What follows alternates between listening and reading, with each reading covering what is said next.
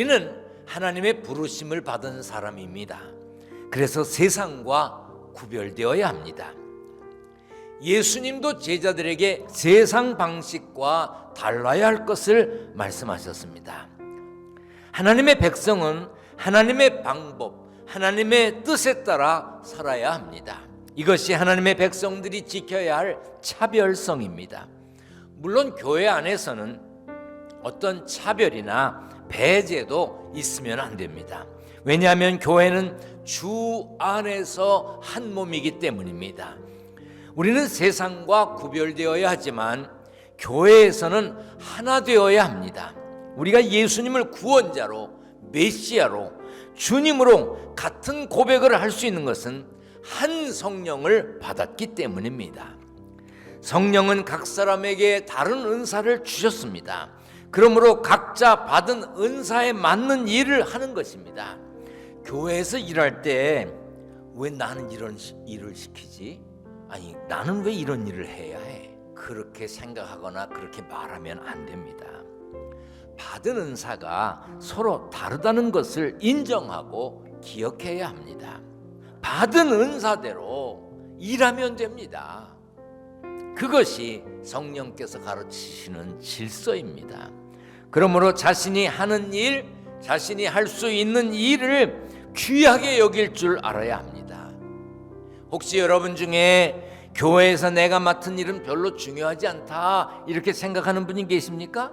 교회는 누구라도 소중하고 누구라도 중요하고 누구라도 필요합니다. 여러분 모두가 꼭 필요한 분이기 때문에 이 자리에 계신 것입니다. 그러므로 우리는 모두 맡은 자리를 잘 지키며 역할을 잘 감당해야 합니다. 여러분이나 저나 존재 자체가 귀합니다. 계신 것 자체가 귀한 것입니다. 그것이 큰 일입니다. 교회의 구성원이 되신 것, 교회에 등록하여 회원이 되신 것, 그것만으로도 귀한 일입니다. 마가복음 10장에 보면 세베대의 아들 야고보와 요한은 예수님께 주의 영광 중에서 우리를 하나는 주의 우편에 하나는 좌편에 앉게 하여 주옵소서라고 했습니다.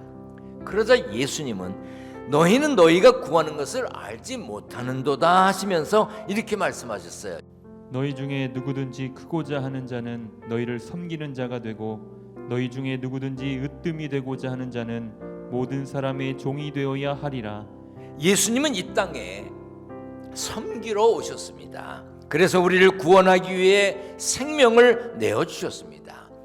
하나님의 자녀이자 예수님의 제자인 우리도 너희 안에 이 마음을 품으라 곧 그리스도 예수의 마음이니 하신 말씀대로 예수님의 마음 곧 섬김의 마음을 품고 살아야 합니다. 이 주간 우리들도 예수님의 마음을 품고 있어야 할 자리를 잘 지키며 여러분들의 맡은 일, 여러분들이 해야 할 일 잘 감당하는 사명자로 승리하는 삶의 주인공이 되시기를 축원합니다.